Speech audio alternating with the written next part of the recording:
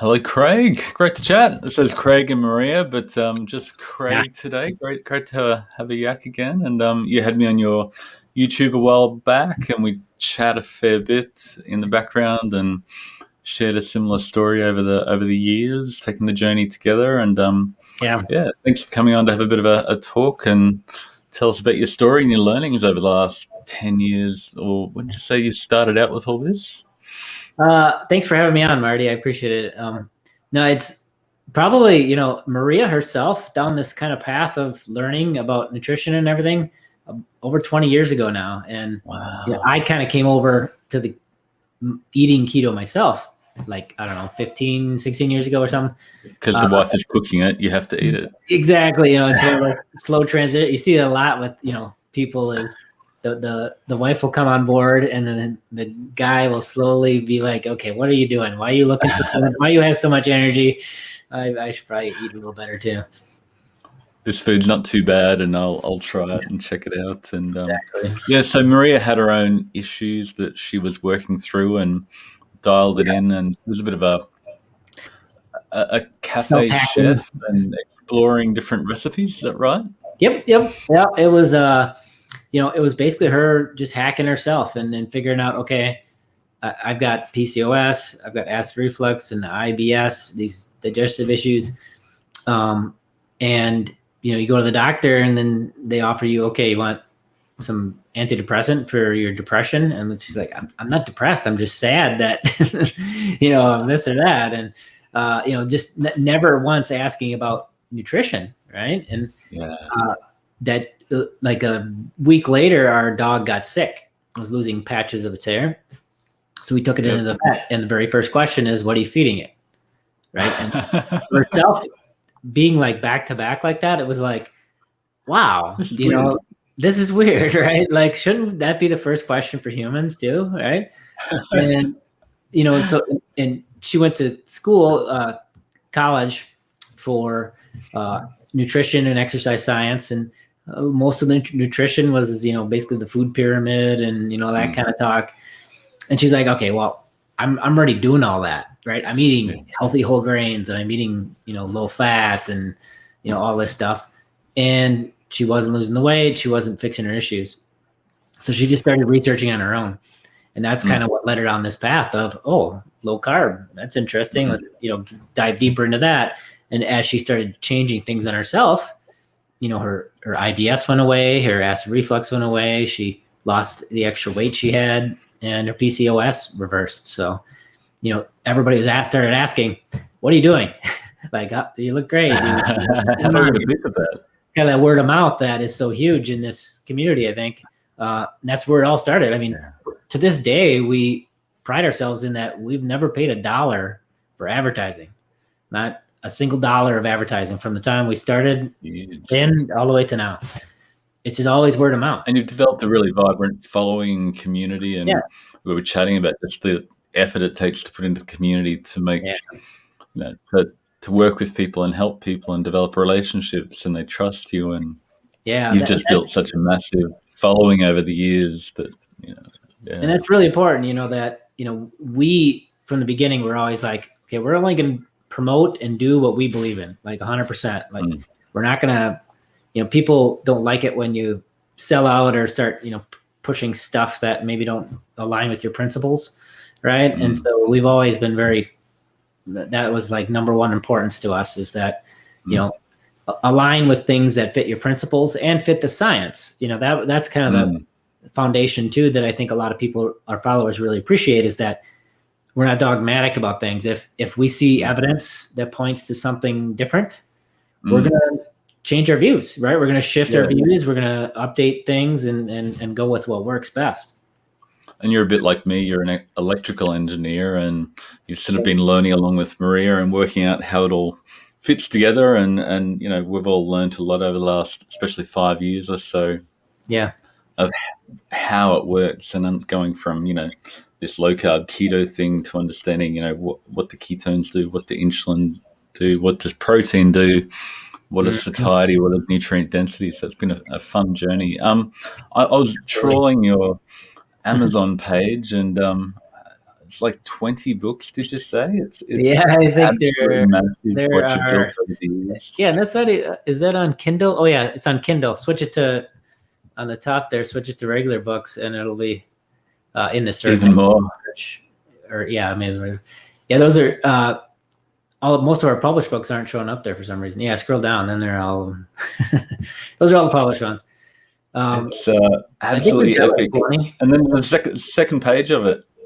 Yeah, these are the older ones we self-published, and you started out just with a little pamphlet that you were giving to your friends, and started selling it. And we started selling it with, on the cover it said, all proceeds to fund our adoption, and friends and family and whatnot bought it, but a lot of people bought it and saw results, and so they're like, hey, started spreading by word of mouth beyond family and friends, and that's where everything kind of started. It's looking back, it's crazy to think that started from has grown to what it is today. Yeah, wow. And you were saying you lost your job, and in the adoption process sort of halted, and you had to go, well, how do we make money from this so we can adopt the boys? We were discussing that before it started, but so basically what happened was in 2007, the downturn, I lost my job, and we were already about a year into our adoption process, and that kind of puts everything on hold, right? And so that's where this whole initiative started of her writing this first cookbook, was to fund our adoption. And so she started, people around her that were asking, because they saw all the success she had at that point already with this low carb lifestyle, started asking her what she was doing. So she started just, individually helping people and sending them her little recipes. And they're like, you should put these in a book. And that'd be a great way to fund your adoption. So we're like, all right. And we self-published this little pamphlet kind of thing. And for funding the adoption. And it definitely helped with the adoption. I got a job, and we started moving forward again with the adoption and all that process. But that was the nexus for Maria to kind of go from, at the time she was like, she was working at a camp here, Camp St. Croix, and she was a rock climbing guide and outdoors kind of person. And then that was the transition for her to being this sort of author and what she is today. So she was a cook, sort of a chef back then, and playing this recipe. Not a chef. No, she was just she was a rock climbing guide, and she guided kids camping trips and all that kind of stuff.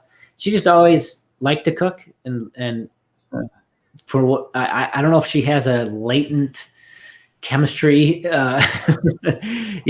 background or something I don't know about, but when it comes to in the kitchen, she better than anybody I've ever known can look at ingredients and substitute ingredients in ways that improve the nutrient profile and improve the macro profile, and yet still keep the same flavors and textures. The perfect example is her hard-boiled egg pudding, which is you can use the whole hard-boiled egg, or you can use just the egg whites. Make it a protein sparing type of chocolate pudding. And there's other variations. There's banana, there's all these different flavors. It's amazing. People she did that recipe live with Holly Berry for a promotion, and she couldn't she's like, Maria, I'm not eating hard-boiled eggs. Like, just try it, please. And she loved it. So the association with Hail Berry probably hasn't harmed your notoriety as well. So no, definitely not. That's for sure. She's a sweetheart, and we are blessed to have her support for sure. Yeah, wow. So did you ever go back to engineering after that, or you've sort of been in the background helping with the website? So in 2007, I went back to engineering after I got a new job, and just in the background was, helping get our website. Maria wanted to do a blog. Okay, well, let's get a blog going, see what this is. This is, again, 16 years ago or something, or 14 years ago, I guess. But anyway, and then keeping books and, just basically running the back end of the business so she could focus on helping clients and doing that kind of stuff. And then I think it was, I can't remember the year. I think I want to say 12, no, it'll be about 11 years ago. So like 3 years later, it just got to the point where her business, again, using my statistics, or not statistics, but just, data driven. I'm like, okay, I'm going to put together graphs, and I got like, here's the growth of, unique visitors on our blog, and here's the business, how it's looking. So I had all this data. I'm like, you know what, hon? I think if instead of going 60 hours a week into an office and commuting, to an hour each way and all of that, and then on top of that, 15, 20 hours a week, keeping the blog going and all that, if I just focused my time and effort on this, I think we could grow it and make up any difference, right? And sure enough, it worked out. Growing like my projections said it would. So yeah, that's great. And then you wrote pretty much with Maria, but you were the main author on keto. You wrote the book on keto back in, was it 1998? So sort of encapsulating all your learnings that you'd made over the years, and sort of trying to clarify, I think, a lot of misconceptions at the same time in the book, from what I read, to try and there's so much as keto exploded. I've got another graph of the keto explosion from 17 to January 2019. It sort of went off, and there's so many versions of keto and beliefs about keto, and you sort of thought you'd write the book on keto to sort of consolidate what you'd learnt to that point. Is that pretty much how it rolled out, and what were the main messages you wanted to communicate? Yep. At this point in time on the timeline, we had put us, I think, 4 or 5 cookbooks with the publisher at that point. And in that time, I was, I had pulled away, like I discussed, and I was focusing on this. So my engineering background said, okay, well, if I'm going to be in this business, I got to learn it, right? And so I started diving into all the studies and science and information I could get my hands on, being able to dedicate full time to it, and, learned a lot. And then it came to about 6 years ago, where there was kind of this nexus, and part of it was finding your group, right? And all the smart people that were in the group sharing ideas and information and studies. And I started learning all this, like I said, maybe 5-6 years ago through your group and other sources. And I thought, you know what? I see a kind of shift happening in this space, right? There's there's this kind of old, where it kind of started out with the surge of this, therapeutic kind of keto, where you got to eat fat bombs and do, bulletproof coffee and all this. But in the learning I was doing on your group and others, kind of shifted the mindset of that, and it reminded us of where we saw success 10 years prior to that with Maria's clients, and that was like pure protein days and these things that she had coined, which is basically kind of like a protein sparing day now, but at the time she just knew that if I just leverage protein, limit my fuels, you're going to get faster results. And that, combined with the science I was learning, about protein and about, prioritizing it through Optimizing Nutrition and other groups, there was this kind of cosmic shift in our direction back to, this therapeutic doesn't work as well, and it doesn't work as well for us either. Let's go back to what works. And we then shifted back, and this book was kind of the cornerstone of that shift, I would call it, because I did leverage a lot of information. I mentioned you, and I mentioned Mike Julian, who probably got sick of me during that time period. We talked last time about how much Mike Julian has taught both of us, and the insights. Like you talk about Maria being gifted in understanding how to create food. Mike just understands metabolism in a real non-dogmatic way, and pieces together all the studies, and just keeps leaving the breadcrumbs for people to understand. And like a year later, you go, I understand what Mike was banging on about, and it all sort of comes together. And it's been fascinating to leverage off that. So kudos to Mike. Private messaging him, for around that 5-6 years ago time frame. Just late at night, I'm like, oh, what about this? Do you have a study on this? And I, next day I'd read the study and come back and talk. And all of that, a lot of that, that interaction and the reading and the studies at that time, 5-6 years ago, is what went into writing that keto book, right? And the first 3 or 4 chapters I wrote based on that biology and understanding that I learned. So what do you think the biggest misconceptions are in the keto space, like that you tried to define then? And, we've chatted, and I know you find a lot of frustration still with, differentiating between therapeutic keto, which is meant for people with epilepsy, Alzheimer's, dementia, not weight loss, versus, most people are coming into keto for weight loss, improved metabolic health, diabetes management. So there's just this ongoing debate that it's sort of nice that I've checked out of it a bit. I've written the book on big fat keto lies and walked away to go, I just want to look after people that want to listen, and that's a really nice place to be. But so many years of debating, and it's just so much gnashing of teeth and confusion and belief systems and dogma and camps. And, where are you at with that, and what would you like to communicate and let people realize? Probably a long chat. It's a long chat. It's kind of interesting that, like, let me just grab it because it's right here. But our keto book, I loved your book when it came out. Oh, thank you. Because it just hammered home even more. I don't think we can say enough about those myths that are just permeating things. But, this was, the common mistakes section. Yeah. And I just tried to hit on the top ones at that time, that I saw as issues. Number one is it's all about hormones and calories don't matter, right? That was the number one myth we debunked. The next myths, thyroid issues require additional carbohydrates. I talked about how that's not really the root cause in that case. Not all fat is absorbed when you eat keto. So that was that whole eat lots of fat, it won't get absorbed, it'll go right through you, right? And magic fat. Exactly. Eating fat during a fast doesn't break your fast. High blood ketones equals nutritional ketosis. Yeah. So breaking down the whole ketone thing. Higher ketones are better. It's another myth. I mean, a lot of the exogenous ketones, if you're stalled, add more fat. Like these were the myths that 5 years ago I'm like, okay, this is going to be the nail in the coffin, right, for these things, and here we are.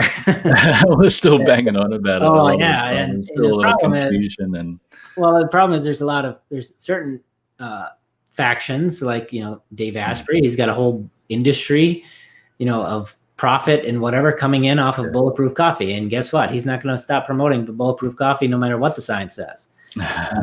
He's a very good salesman. Yes. I believed him for a number of years until I went, no, Dave, I think just, pure fat with no nutrients is probably not going to get me where I want to go. Exactly. And, I just look at it as, the most fundamental thing I want to say to the people like that, or other people who want to promote these MCT challenges where you add a bunch of MCT oil all day and all of these angles, bad ideas really in the keto space. What I want to say is, where does that fat go? I mean, it's a very basic fundamental question, right? I'm eating all this fat. Where does it go? And you can see study after study that says very little goes out the stool. Like there's one study I like to look at. It varied the dietary fat from like 60 grams of fat a day to 158 grams of fat a day.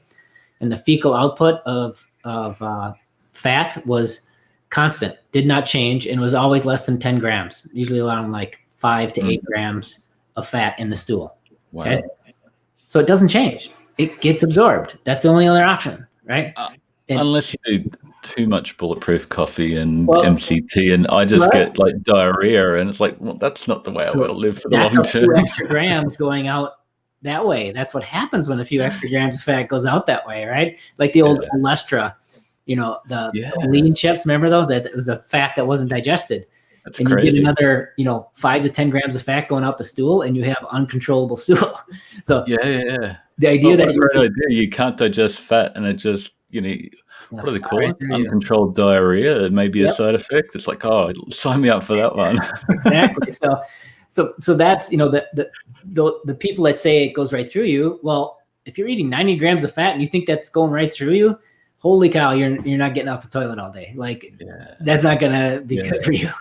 So it's not doing that. You'd get very immediate, like, overdoing MCT oil, you're going to get pretty immediate results. Disaster pants. Yeah, exactly.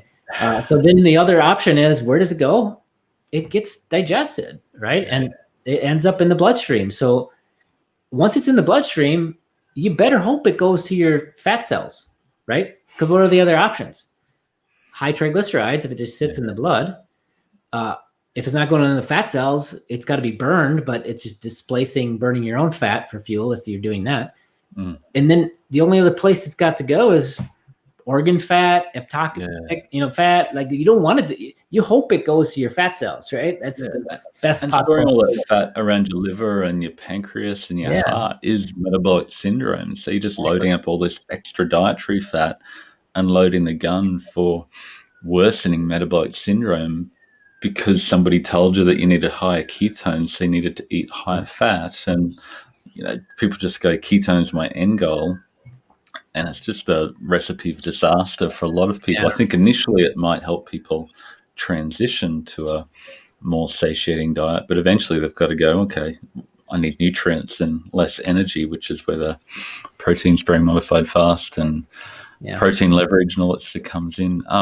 So have you ever advocated for chasing ketones or been in the ketone game, or like how have your views changed? I think we've all sort of changed. Like we mentioned, like 6-7 years ago when we first started publishing books with the publisher, maybe 8 years ago, there was one of the people we published our first book with was very much on that train, and so that book was very much in that more fat therapeutic level kind of thing. And that's where I started to learn, and we started to shift away from that, right? So there was definitely a couple of books there that were kind of in that realm. But then we tried to, not only do we correct ship, especially with the keto book, but our cleanse book and our quick and easy book, and I think one other, we went back and updated them. And so didn't have to do this, but we went back and did revisions to correct the information in those. That was probably 3 or 4 years ago now. So we made sure that those were corrected as well. So how did you come to the point that you realized that you had to go back and correct it because it was so important to not be promoting ketone chasing? Right around the time the keto book came out, right? Yeah. We had put all this information together and we're like, okay, we got this book out there now. We should really go back and update, some of the information and the other stuff too.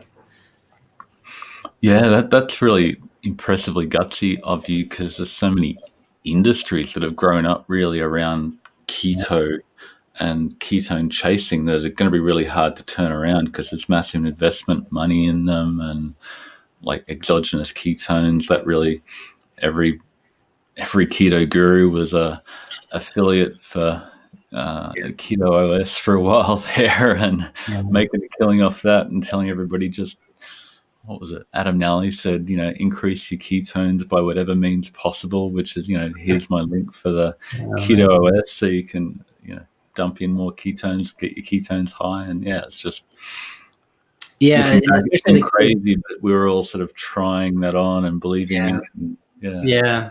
Well, especially the keto products. I think that's the thing that's never going away. I mean, there's Duncan Hines keto frosting and stuff now, that you can buy out there, right? So I think we're implanted with that. But the problem is, and this is something that Maria and I have been consistent with from the beginning as well, is that always focus on nutrient-dense whole foods. Like, that's been a foundation from the beginning, even before we knew the word keto. That was a foundation that we always had with people and with ourselves. And so that's kind of where a lot of this, to us too, this bulletproof coffee and whatnot, we're like, I started putting charts together on where the nutrients are, right? And I got these ones where it's like protein and beef liver against, kale or blueberries or whatever, the charts I made for our keto book. And you throw up the same chart, which I did in our post about bulletproof coffee about, 4 years ago or something, a chart of, eggs or just a steak versus a bulletproof coffee and where the nutrients are. There's like nothing in there. There's no vitamins and minerals in a bulletproof coffee. MCT oil is actually got basically zero of everything, and sugar has more vitamins and minerals than MCT oil. I did a chart on it. Cane sugar has more vitamins and minerals. So that's where this, aligned us too, is that, this can't be right. Like nutrient dense whole foods is the way to go. Yeah, and you're an engineer like me, so once you see the numbers, the data, you believe the data, and you're trained to believe the data, and you're still susceptible to dogma and bias and groupthink, but a little bit less, hopefully. And it's been fun to follow the data and nutrient density and satiety, and just opened up a whole new world potentially of hopefully the next frontier of nutrition, which is really hopefully. So in terms of satiety and nutrient density of protein versus fat, there's still this faction of fat's more satiating and protein's still bad. And how do you find the balance point? I suppose as an engineer you realize that optimal is not at the extremes. There's sort of a midpoint there where you find the optimal for you, and it's not necessarily swinging to one extreme or the other with the latest fad. What are your thoughts there on satiety and nutrient density of protein versus fat? Well, I mean, there's a group that you're right that are really kind of in this. It's all about the fat still, and it's kind of in these carnivore groups and whatnot that I've seen some of these circles where they focus a lot on adding lots and lots of fat, and I guess. If you're only eating animal proteins and that's your only source of energy, because you're not eating any carbohydrates, okay, you need extra fat if fat loss isn't your goal, right? And especially if you have a therapeutic goal, which is,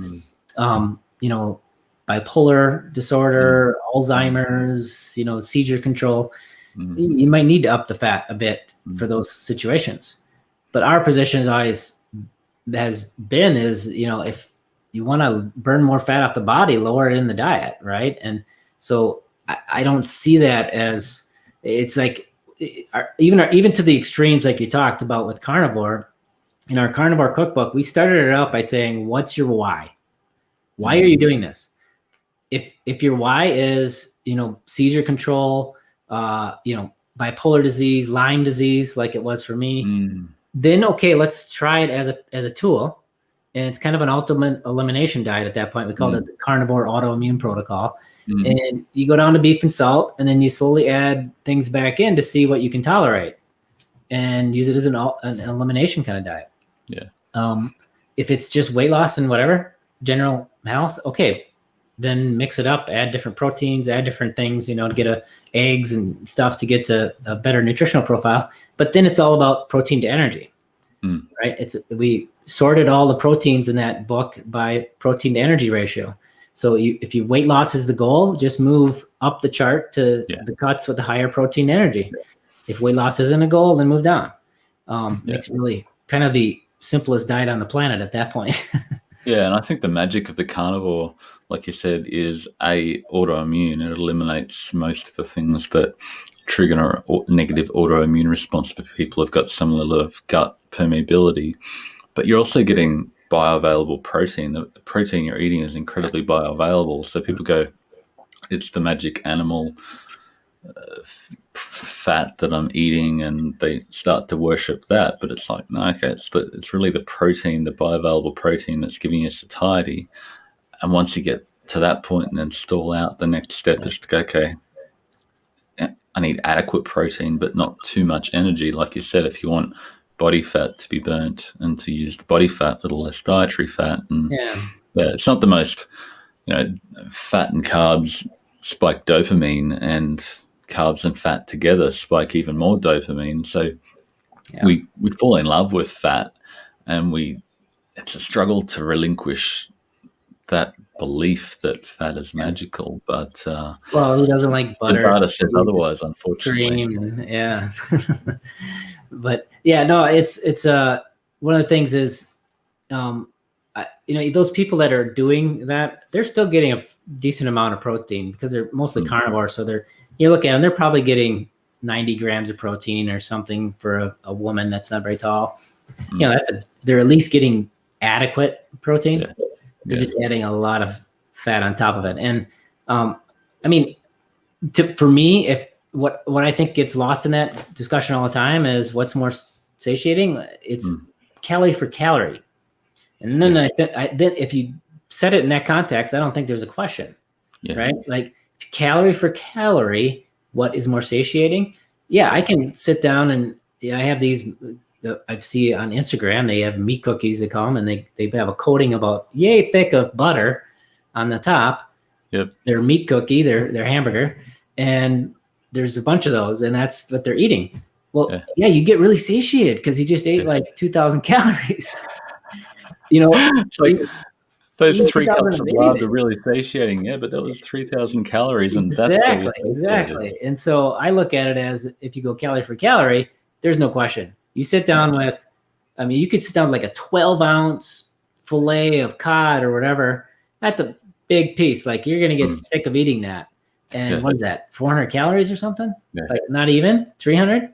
So I think what happens is they end up seeing this volume of food they're eating. Like they eat that protein, a leaner protein, and then they got to eat a leaner protein later. And then maybe again, like when they're used to only eating maybe once or twice. And it's like, yeah, but count it up for the day.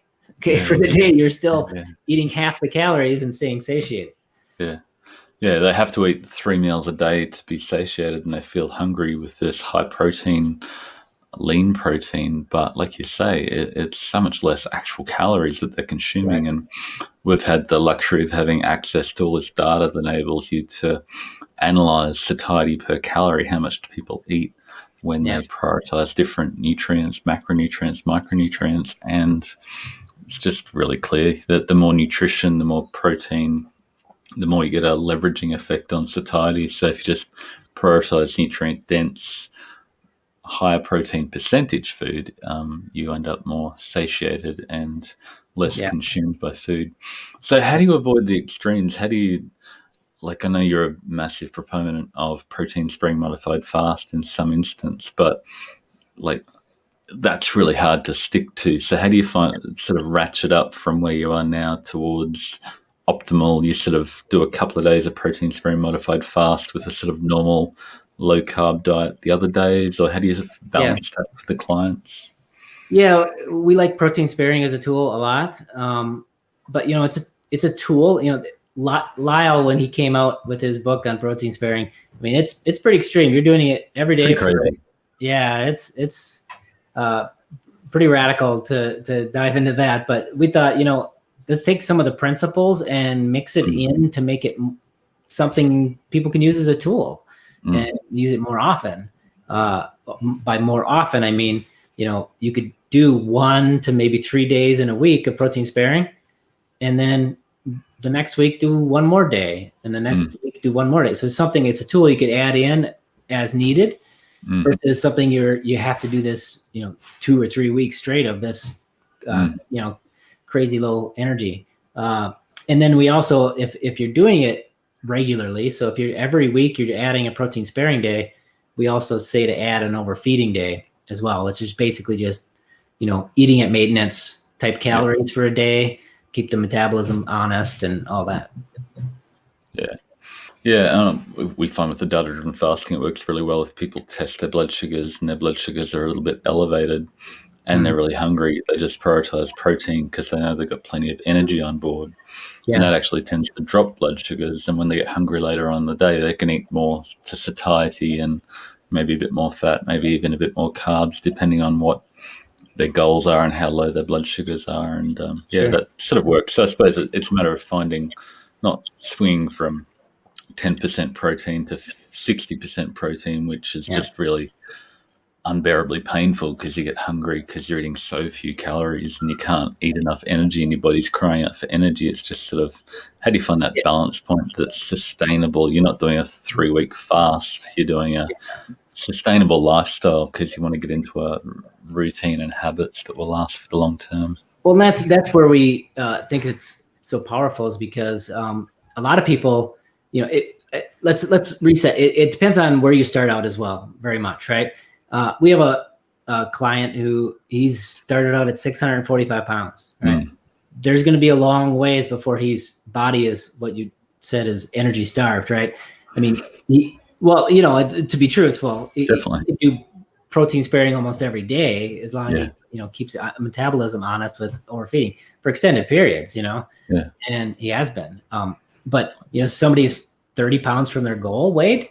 Yeah. Okay. This is going to be, it's going to be harder to do protein sparing, and it's going to be, maybe a tool you use less frequently because you're going to be starving your body a little bit for energy because it doesn't have a ton of energy to pull from its own fat stores.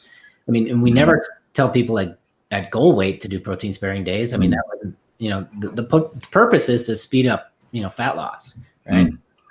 Yeah, because all you need is nutrients. If you've got plenty of stored energy, if you've got plenty of glucose stored in your blood, you need a little less carbohydrate in your diet. If you get plenty of body fat, you just need a little less dietary fat. And what are you left with?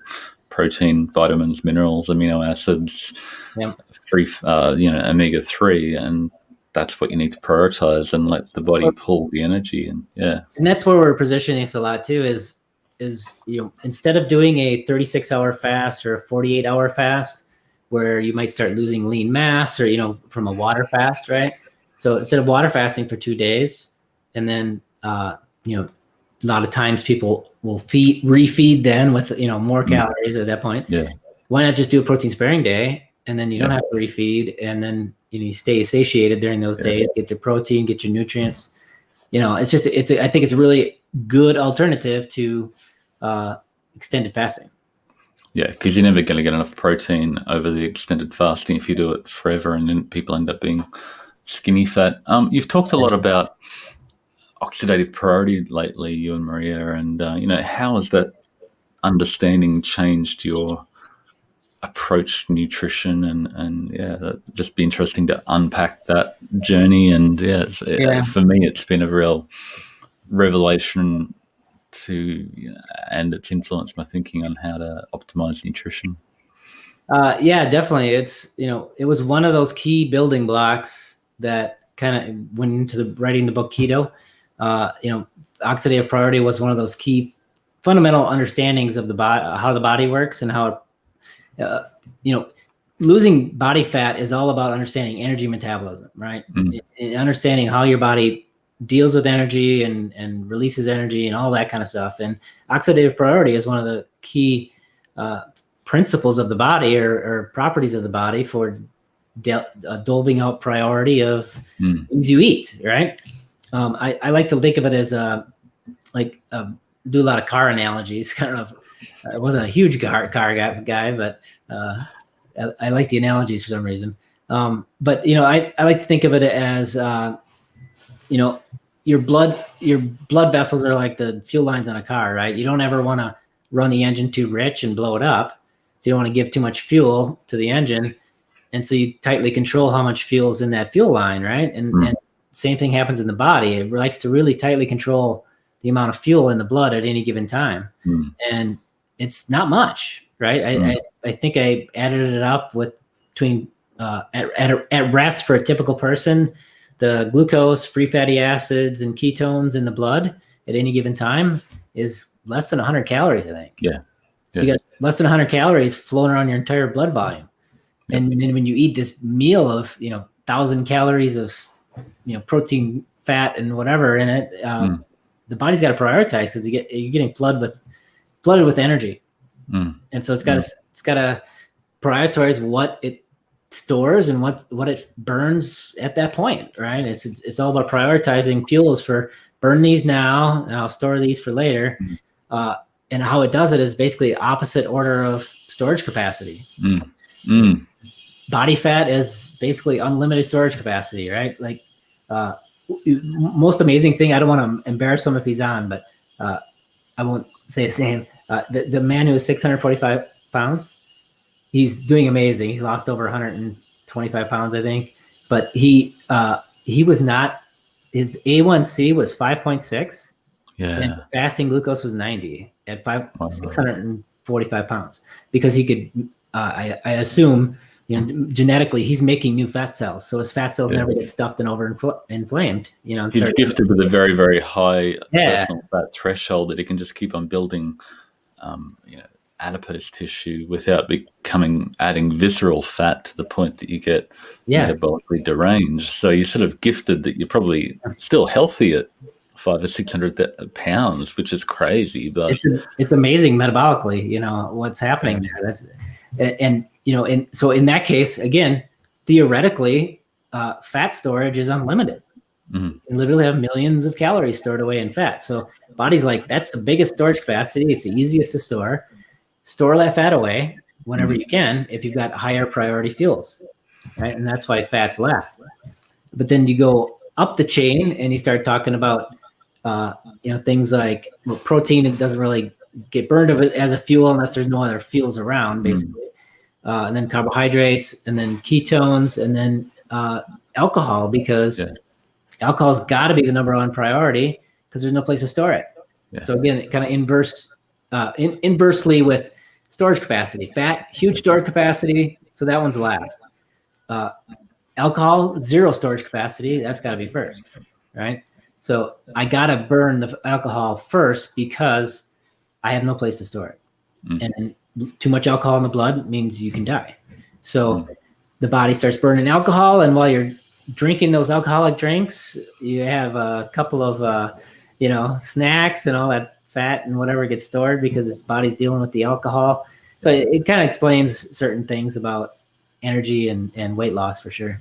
Yeah, I find it really fascinating. And if you've got high glucose diabetes, type 2 diabetes, your body's not going to be burning the fat because there's heaps of glucose in your bloodstream. So you've got to bring that down. So it makes sense to wait a little long between meals and maybe wait until your blood sugar drops and drop your carbohydrate a little bit so you're off the roller coaster. But at that point, once you've cleared the glucose in your bloodstream, it can then start tapping into your stored fat. But to keep on adding more dietary fat at that point is also ridiculous if you want to lose body fat. So it's just like the aha moment of unpacking how the human metabolism works and how to dial in nutrition and macros. It's not just about adding more fat. It's not fat versus carbs. It's like, okay, let's understand how your dual fueled metabolism works and how to optimize it depending on where you're at. And how to leverage it. And that's the thing. We put out a recent YouTube video called Insulin Resistance and How to Shrink Your Fat Cells. That was the other big aha along with oxidative priority, is the whole insulin model of, how insulin resistance essentially starts in the fat cells, right? The whole personal fat threshold. That was kind of the other foundational thing, I think, back then that set things in motion in this direction, right? Because once you understand that having fat cells overstuffed and inflamed causes the insulin resistance and the metabolic syndrome to start happening, what's the goal now, right? You want to reverse that insulin resistance, you got to shrink the fat cells. Primary, priority. Number two should be maintaining or growing your muscle, right? Because you give glucose more place to go. So now in that context, what makes sense to do for your macros? Up the protein and lower the fat, right? I mean, that's kind of... It's a no-brainer once you understand it in that context. Yeah. And you just need to remove the upstream fuel so you can lose body fat while giving your body enough nutrients to be satiated, not having all these crazy cravings that drive you to overeat. Definitely. There was a question from somebody, if you're going to enjoy 1 to 2 glasses of wine, how would you do it on an empty stomach without eating or while drinking wine? Would you have it separate from dinner or before dinner? Or it depends on your goals and how committed you are and all that kind of stuff. If you still want to have a couple drinks and you're not worried too much about slowing down weight loss a little bit. I guess at the end of the day, the bigger priority overall is your, how much of a deficit you're in, right? This kind of explains what's happening at the meal level, right? If you have a drink with a bunch of food and carbs and protein and fat, explains, how it's prioritizing and dealing with that stuff. But at the end of the day, if you're still in a deficit overall and you got activity level that's up, that's what's most important. Yeah. But alcohol also can mess with hormones like testosterone. And so, what I wouldn't want anybody to do is have a couple drinks and then go lift weights. That's not a good solution because your testosterone goes down with alcohol consumption, and that can affect muscle building and all that. So yeah, I remember reading after getting a couple drinks. Yeah, reading in the book, you basically, from your research, gave up beer completely, which was a big love for you. Yeah. There's a drinking man's diet that was pre-Atkins that was fascinating. That was basically alcohol and steak. And I think if you're going to drink a lot of alcohol, then not that it's recommended, but I don't think you want fat and carbs in the mix. You need to decrease your downstream fuels so you can burn off the alcohol and then get enough protein. But alcohol is basically another high oxidative priority jet fuel for your body that it has to clear first. And, exactly. It's just another fuel that doesn't give you a lot of nutrients. And like you said, depends how committed you are to optimizing your health and dialing in that last fine tuning. We actually, if people really want to lose weight, we tell all of our clients, do not drink your calories. It's chewing food just registers satiety better. There's lots of studies on this of how it registers leptin and satiety when you chew your food instead of drinking a smoothie or a shake or a bulletproof coffee or alcohol. Like those calories, never going to register satiety like whole food. So. Yeah, well, everybody wants to push their keto products that are magical for this is what you can eat or drink for weight loss. But it's like, no, you have to, real food in the form it came in with the nutrients and ratios. Just do something in your brain that your brain understands that, hyper palatable, hyper processed food doesn't. So what are the most common things you see people come to you as clients? You do a lot of weight loss nutrition consulting one-on-one from the nutrition gurus, and you have to sort of unpack those belief systems that have become ingrained from whatever community they're in. Still, probably the number one by far is just adding fat to get to some percentage. I'm just surprised to this day that 9 times out of 10 clients that are new to us, that's going to be their issue right off the bat, is they're trying to get to 70% fat, or they're being told that I'm supposed to eat the fattiest cuts of meat, like ribeyes and everything, and eat till I'm full. Every time I eat, just eat till I'm full. These very fatty cuts. Fat to satiety. I believe fat to satiety for a while until I looked at the data and I was like, no, fat's not that satiating. And that's what I would say far and away, that's the biggest misconception, that they have to be keto. I've got to hit a certain amount of dietary fat. My point on that always is, are you keto when you eat nothing? Yeah. You're the most ketogenic when you eat nothing. So you don't need to have fat in the diet to be keto. You just have to cut carbs, right? And where do you want that fat to be coming from? Where do you want the ketones to be made from? Is it your body fat or the, cup of lard and the bulletproof coffee you had? It's okay, what are your goals, like you said? So are people still chasing ketones in your experience? Or? Sometimes chasing ketones too. So a lot of times they're just chasing a diet, I need to get my fat in kind of thing, or I need to, I felt really bad for this lady. She came to us not too long ago, and she was 300 pounds, and her guru was telling her, you need to eat fatty cuts of meat, and on top of that, add 12 tablespoons of MCT oil a day. Whoa. And that was the diet, right?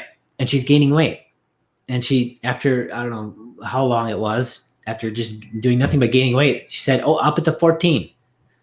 And it just drives you nuts. But that's what's out there. And that's what a lot of these, a lot of them, again, are in carnivore for whatever reason, but that was the space that it was coming from. And, I felt terrible for her that, she is 300 pounds and she's gaining weight, and the only advice they give her is eat more fat.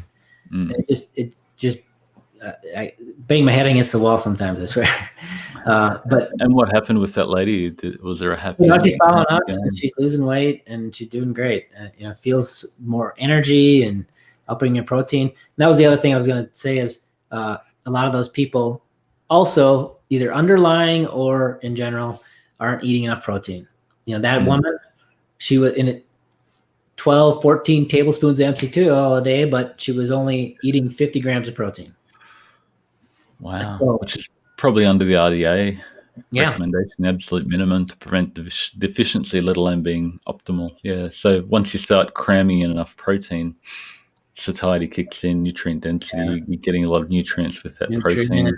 You naturally eat less fat because you're more satiated by the protein, and that was the problem is most of the time when people are forcing the fat, protein intake goes down because they're just, to get all the fat in, they can't eat as much protein. And it's just the exact opposite direction you want to go. Yeah. So I tell that woman, double her protein and, ditch all the added fat and start there, right? And stick with whole food. Yeah. Perfect advice. So if there's one thing you could change in Ketoland going forward, is there one thing that you'd say, hey, we need to change this for the future of keto? Honestly, if I had a magic wand and I could make people like you and Dr. Ted Neiman and us, have the 2 or 3 million YouTube followers a day instead of a lot of the people that have those million followers, that would be a massive shift in the right direction for keto. Let me tell you. Wow, thank you.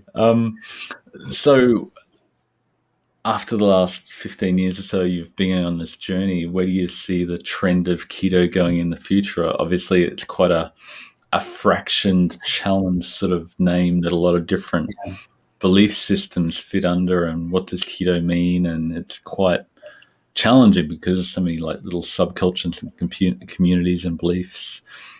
Where do you think the next 5 years will be, and what do you hope for? Yeah, that's a tough one. We, again, 20 years ago, we didn't call it keto either, which is kind of low carb, basically follow these kind of principles and you'll do great kind of thing.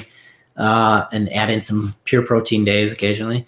And then, the way this veered off as it got popular, it's tough. I wish we could come up with a different name that represented, this idea of lower carbohydrate, but also lower energy, prioritize protein, kind of thing. I don't know. Name. Ted's done a really nice job of the PE, which is protein to energy ratio, which is just really simple. Yeah. And I think but it changes the I think, he does a lot to change the conversation from keto to, prioritize protein and limit energy. That's kind of what PE is, right?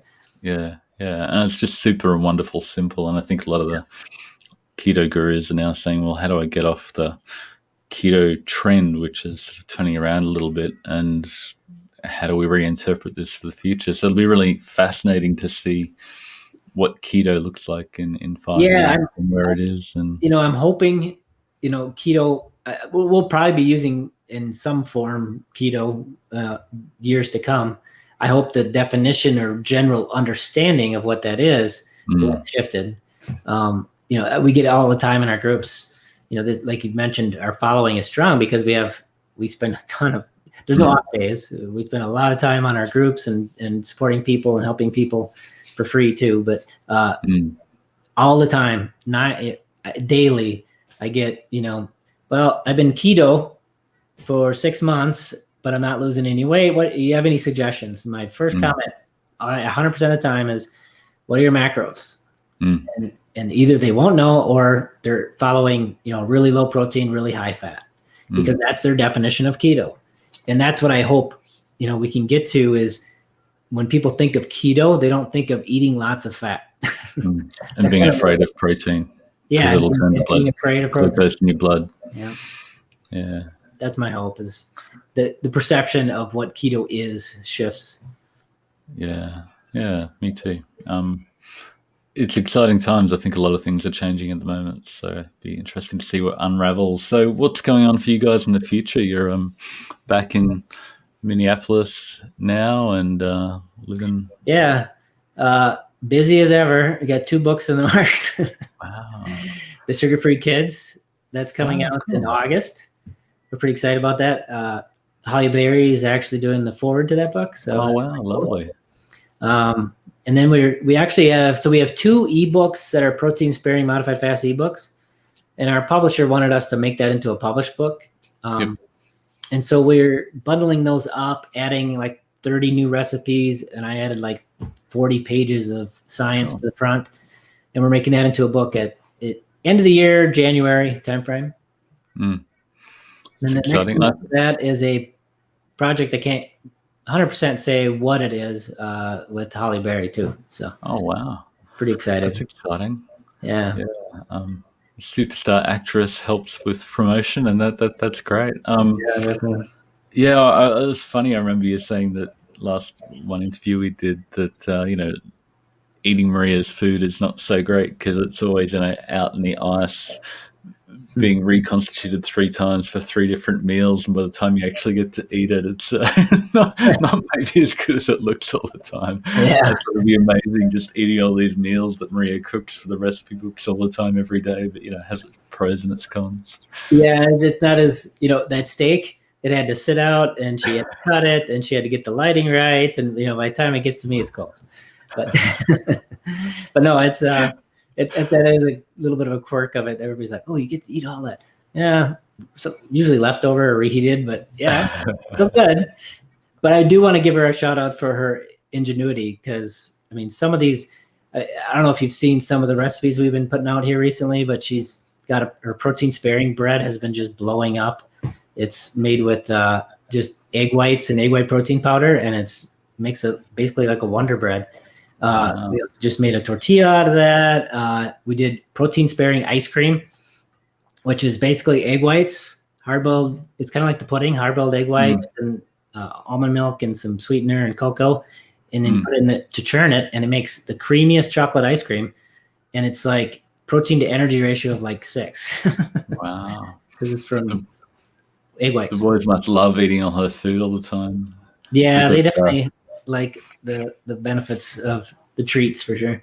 But they're not huge sweet tooth. We've always fed them just what we eat, the whole foods we eat, whether it's meat or salmon. When they're young, we pick it apart in little pieces, and they don't have much of a sweet tooth as a result. They we'll give them a dessert like that, like chocolate pudding or whatever, and 1 or 2 bites, they're like, yeah, I'm good. It's amazing once the kids understand real food. They go, oh, that junk is junk. I don't really enjoy it. They're sort of not attracted to it in the same way when they know what real quality food tastes like. And when we sit down after the meat or veggies are delivered, or we used to go to the markets and get this amazing, robust quality food. They go, oh, I love this food. I love eating this way. I'd never want to eat at Macca's too often. So it's definitely cool. They grow a bigger palate. There's something about if you introduce sugar too early and too often, it kind of shapes their palate to be real narrow, for that flavor profiles. And if you don't, they have a much wider palate. Follow the appetite to ultimate health. It's been so much fun. Thanks for the time. We're coming up on an hour, which is perfect. Awesome. And really appreciate your time. Say hi to Maria and the boys. And thank you so much, Craig. Thanks, Marty. I really appreciate it. Thanks, dude. See ya. Bye. Bye.